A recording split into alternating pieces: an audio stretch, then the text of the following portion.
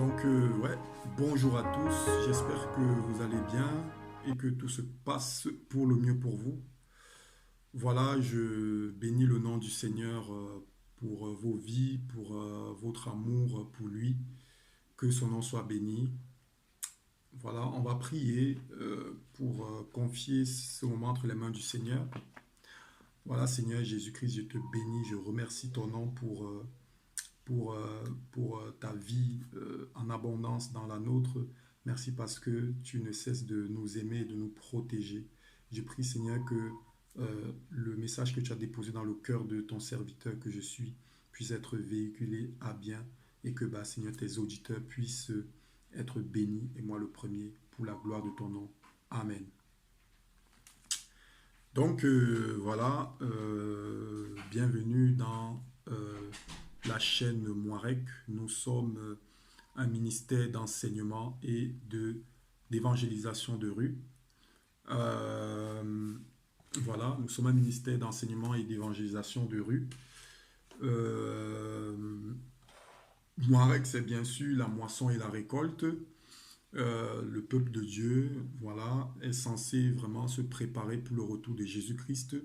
Et c'est la vision claire que Jésus-Christ nous a donnée, voilà,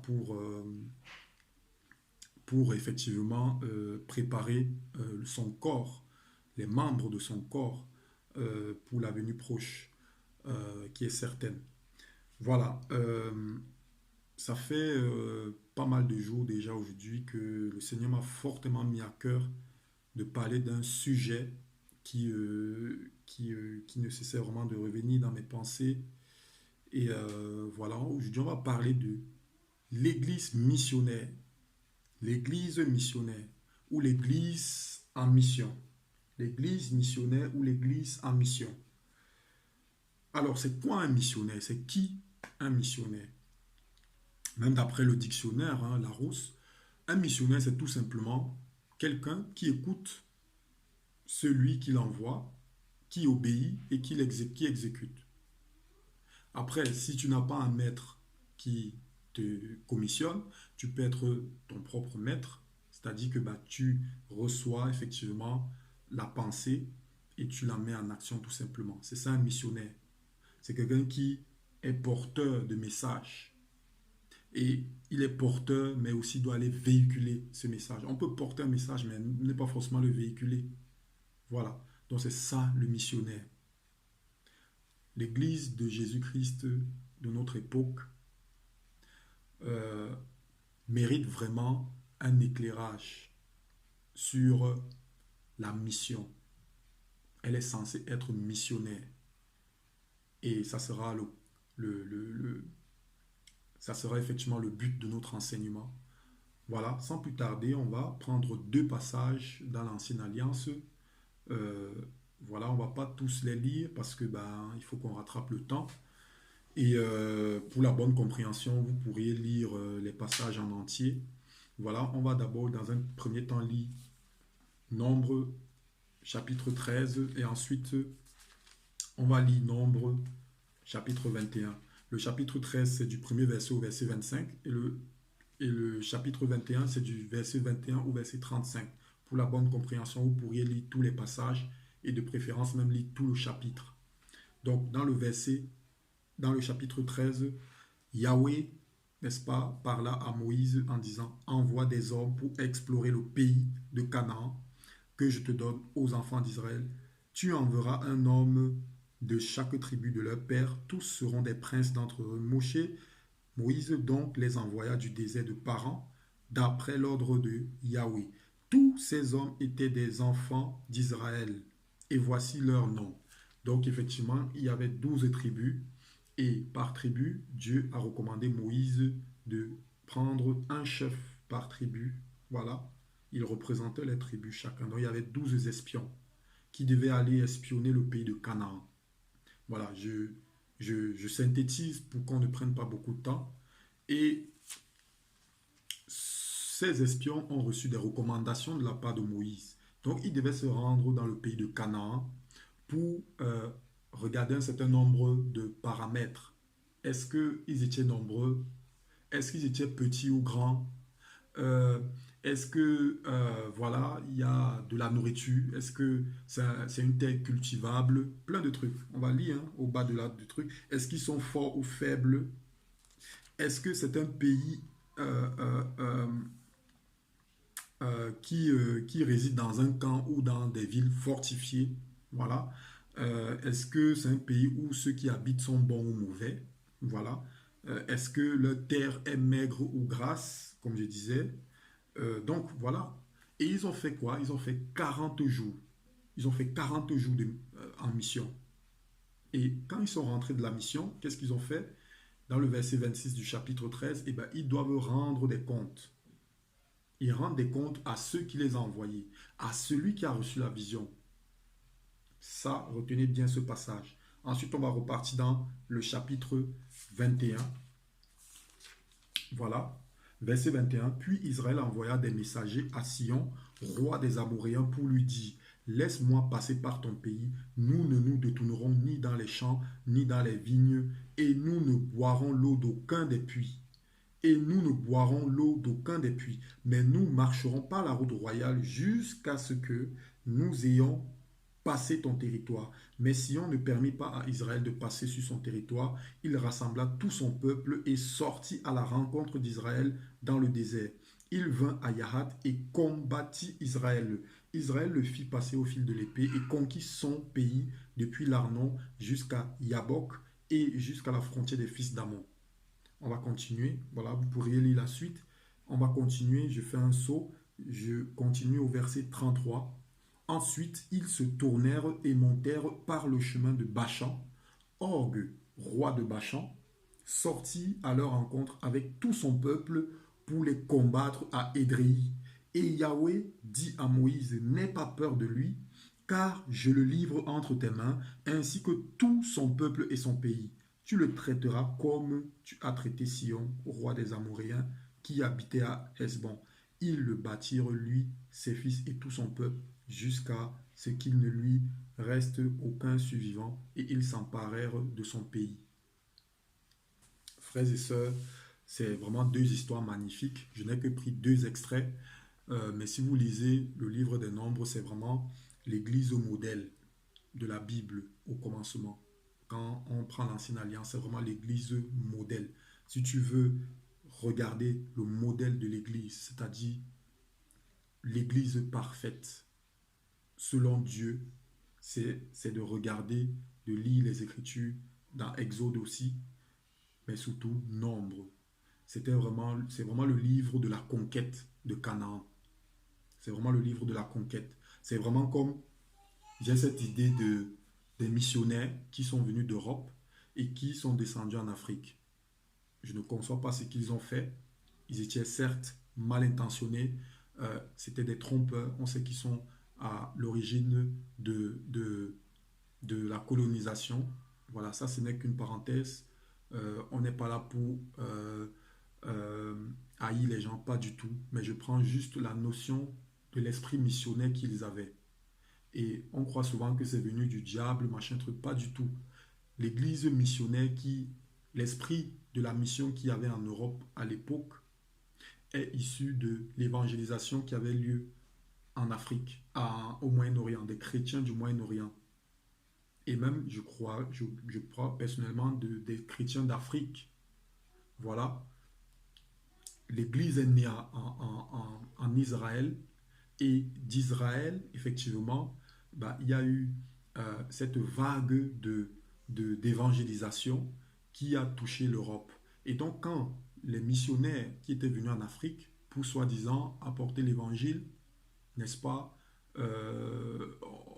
n'est-ce pas, séduit les Africains, voilà, nanani, nanana. Mais bon, je ne parle pas de ça, mais je parle de l'esprit. Donc, c'est-à-dire qu'ils avaient une vision et ils se sont organisés, ils sont allés exécuter la vision. Et ce n'était pas seulement en Afrique, c'était même aussi en Asie, partout dans le monde. Ils avaient l'esprit de la mission parce qu'ils avaient une vision. Et c'est pareil dans la Bible ici. Il y avait une vision, Dieu a donné la vision à Moïse. Nous savons ce qui s'est passé dans Exode, quand les Égyptiens ont commencé à persécuter le peuple d'Israël. Dieu utilise Moïse, lui donne la vision Et, et Moïse doit accomplir la vision. C'est ça. Et cette vision doit s'accomplir à travers la mission. On ne reste pas dans la vision. On fait évoluer la vision. Et la vision évolue avec la mission. C'est vraiment ça. Pourquoi je parle de ça? On a un cas où on parle des espions qui devaient aller explorer, n'est-ce pas, le peuple, le pays de la promesse. Et on a un autre passage qui déroule vraiment le mouvement des conquêtes. C'était le mouvement des conquêtes. Pourquoi je parle de ça? Pour revenir dans notre génération. Parce que tout simplement, l'église missionnaire de notre génération est devenue morose. Elle est devenue morose. Quand il suffit de cohabiter beaucoup de chrétiens pour essayer de comprendre effectivement, euh, comment dire, pour essayer effectivement d'examiner, ça nous permet effectivement d'examiner le monde des chrétiens, d'examiner même à la lumière des Écritures, effectivement, de la lumière des Écritures, euh, ce que le Seigneur nous disait quand, à la fin des temps, effectivement, on aura une église qui va de plus en plus briller dans la gloire et une autre, effectivement, qui va de plus en plus sombrer euh, dans l'apostasie. Et quand maintenant on regarde le passage ici, on regarde Nombre 21, on voit qu'effectivement le peuple d'Israël avait gagné des batailles. Ils ont gagné les Amoréens, ils ont conquis le pays, alors qu'à la base, ils ne voulaient pas la guerre. Ils sont juste venus demander au roi, le roi ne voulait pas, le roi de ce pays ne voulait pas. Et bien, c'est même ce roi-là qui voulait bagarrer, qui voulait la guerre. Et donc, ils ont fait la guerre, ils perdaient à chaque fois. Et le peuple d'Israël avançait, avançait. On va pas s'arrêter sur le combat spirituel ici, parce qu'il y a encore beaucoup de notions dans, dans cette migration. Il y a beaucoup de notions qu'on peut retenir. On peut parler du combat spirituel, on peut parler de la sanctification, on peut parler de l'obéissance, on peut parler de beaucoup de choses, beaucoup, beaucoup de choses. Mais là, je vais m'arrêter sur le thème de la mission, c'est-à-dire du déplacement. Je vais beaucoup plus insister sur ça. Parce que c'était ça la pensée de Dieu. C'était que son peuple sorte d'Égypte et aille dans le pays de Canaan pour l'adorer. C'était pas juste pour qu'il se sente bien et qu'il ne soit plus dans l'esclavage. Non, c'était pour que son peuple l'adore. C'est clairement ce que Dieu a dit à Moïse dans Exode chapitre 3. Il va lui dire clairement ça. Que je veux que tu fasses sortir mon peuple, je paraphrase, que tu fasses sortir de mon peuple d'Égypte afin qu'il m'adore. Qu'il m'adore. Et donc la vision de Dieu, c'était que quand il transmette cette vision à Moïse, que Moïse puisse amener son peuple à Canaan. Mais il savait que pour quitter du point A au point B, il faut passer par certains obstacles. Mais il faut se déplacer. Et c'est ça qui se passe dans ces différentes histoires. Je n'ai que pris deux portions. Le peuple d'Israël est sorti du peuple d'Égypte. Et nous comprenons que c'est la mort. C'était la mort, ça représente la mort. Ça te représente toi, mon frère, ma soeur, qui n'était pas encore converti. Tu étais en Égypte, ton esprit était en Égypte, tu étais condamné à mourir. Il y a eu 400 ans d'esclavage là-bas. Et toi-même aussi, spirituellement, quand Jésus-Christ n'était pas encore venu sur cette terre pour mourir pour toi et pour moi, nous étions morts. Mais quand le peuple d'Israël est sorti d'Égypte, ce mouvement, la Pâque, dans Exode 5, voilà, la Pâque, qui représente la résurrection, qui représente la révélation que Jésus-Christ est venu faire dans ta vie. Est-ce que tu crois que quand tu te convertis, tu dois t'arrêter là? C'est vraiment ce que je veux ressortir ici. Quand Jésus-Christ se révèle dans ta vie, tu dois continuer la marche. Paul disait, j'ai combattu le bon combat, j'ai achevé la course, j'ai gardé la foi. Et ma couronne, effectivement, m'attend dans les cieux. Ma couronne me sera donnée dans les cieux. C'est ce que Paul a dit. Ça, c'est la parole de chaque chrétien. C'est-à-dire que tant que tu ne meurs pas, tu es toujours en course. Paul disait la course. La course. Et les chrétiens aujourd'hui ne réalisent pas qu'ils sont en cours. Ça fait tellement mal. Quand je regarde, je dis ça fait tellement mal parce que beaucoup ne comprennent pas.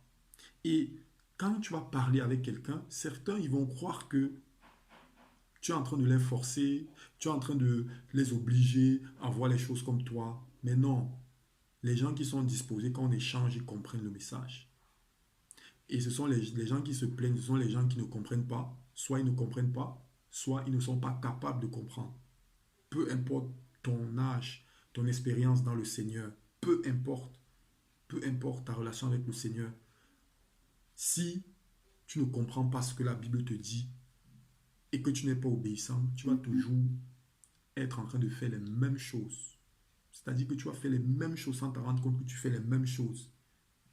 Et quand on va venir te dire la vérité, tu ne vas jamais voir parce que tu ne peux pas voir ou tu n'es pas capable de voir.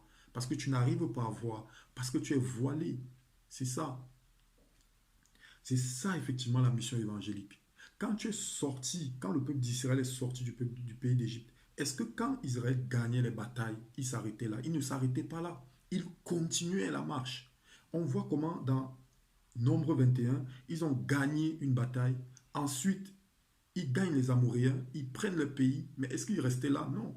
Ils ont juste conquis le pays pour se ressourcer, pour se reposer, parce que quand ils voulaient se reposer dans le désert, voilà, Dieu venait, il leur donnait à manger, et quand le peuple murmurait, Dieu leur donnait à manger, et quand il fallait passer par un pays, on pouvait ressentir, n'est-ce pas, la crainte de ces nations-là qui disaient que non, non, non, non, non, il ne faut pas que vous passiez par là. Alors que le peuple d'Israël disait que non, je ne veux pas que nous n'allons pas manger quelque chose chez vous. C'est vrai que nous venons du désert, mais nous n'allons pas manger quelque chose chez vous. Mais nous voulons juste traverser pour continuer dans notre pays. C'est tout ce que nous on veut. C'est tout.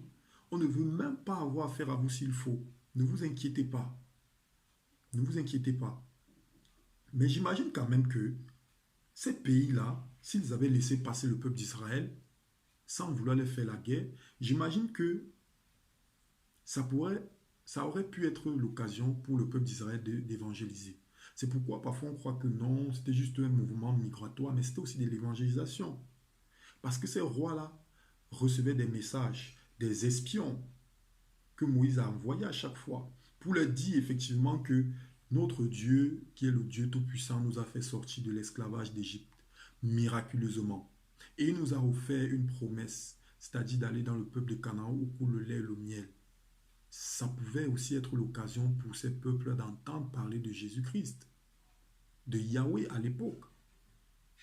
Mais regardons quand même que dans tout ça, c'était quand même une église qui se déplaçait. C'était une église qui ne restait pas sur place. C'était une église qui bougeait, qui ne restait pas sur place. Et ils savaient maintenant que dans notre vie au quotidien de chrétiens, à notre époque,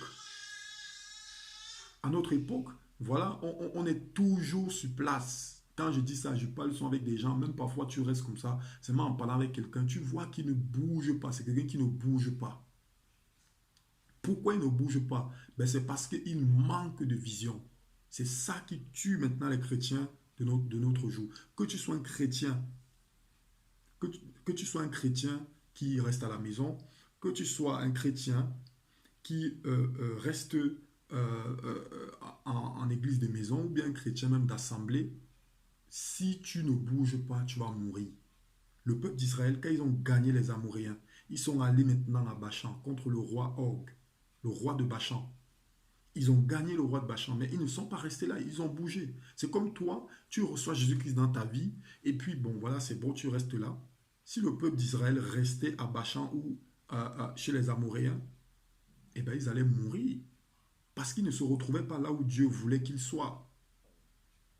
Donc ma question pour toi maintenant est de te poser celle-ci. Est-ce que là où tu te trouves, c'est là où Dieu voulait que tu sois?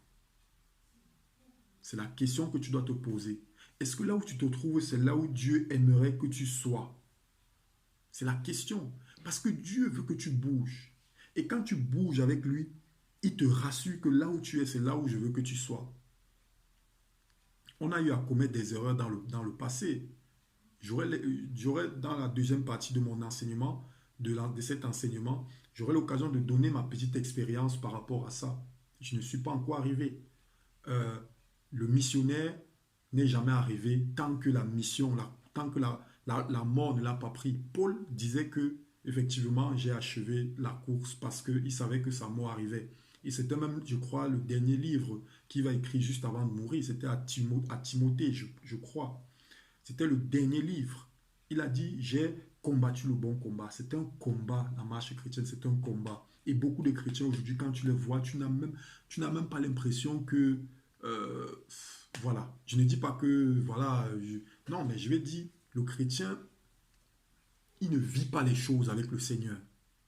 Il ne vit pas, ce n'est pas du jugement, mais ça se voit, les chrétiens ne vivent pas. C'est pas parce que oui, tu auras même un combat dans la famille ici et là que tu vas croire que non, ce n'est pas un combat qui a forcément à voir avec ce que le Seigneur veut de toi. Parce que ce que le Seigneur va te demander de faire, forcément, tu verras que il y a différents types de combats. Il y a différents. Le combat que Paul menait, c'était le combat de l'évangile. Bien sûr, Paul avait les problèmes aussi derrière, des problèmes familiaux. Qu'est-ce que vous croyez? Il avait aussi des problèmes familiaux derrière.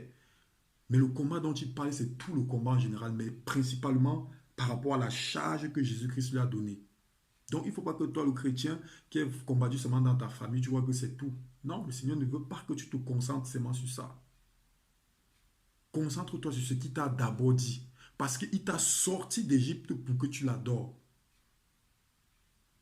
Le premier commandement, qui correspond aussi en gros à la première mission que le Seigneur nous donne, c'est d'abord l'adoration. Comme Jésus-Christ disait, les jours sont venus et ils sont déjà là où, n'est-ce pas, mes enfants m'adoreront en esprit et en vérité. C'est d'abord l'adoration. Ce n'est pas d'abord le ministère.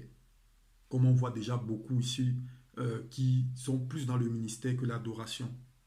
Parce que quand tu es véritablement dans l'adoration, on voit quelque chose, on voit des choses de façon différente. On voit comment le ministère se passe différemment. On voit comment le ministère fructifie différemment. On voit clairement les fruits différemment. Tu sors d'Égypte, Jésus-Christ vient se révéler dans ta vie. C'est comme quand tu sors de l'Égypte. Mais ne reste pas sur place. Continue la course. Ne reste pas sur place. Continue. Et tu dois avancer avec la vision. C'est pourquoi on va voir beaucoup de personnes, n'est-ce pas, dans les assemblées, dans les églises de maison, que je connais vraiment, qui sont là tout le temps en train de faire les mêmes choses. Ils ne se remettent jamais en question. Pas se remettre en question par rapport à notre salut, mais se remettre en question par rapport au service que le Seigneur a déposé dans notre cœur. Et beaucoup se contentent de ce qu'ils font tous les dimanches, ou bien à la maison, ou bien dans les églises de maison. On fait tout le temps la même chose, ça nous suffit. On fait tout le temps la même chose, ça nous suffit, ça nous va. Alors que Dieu a dit bouger, déplace-toi. Je ne parle pas de se déplacer en allant seulement évangéliser. Pas du tout, c'est pas ça que je dis. Mais le Seigneur a mille et une fonctions qu'il peut donner à ses enfants. Il a tellement de choses qu'il a dit à ses enfants. Voilà, nous sommes déjà à 24 minutes. On va arrêter ici pour continuer dans une deuxième partie. Que le Seigneur soit béni et on se dit à tout à l'heure. Soyez bénis et à bientôt.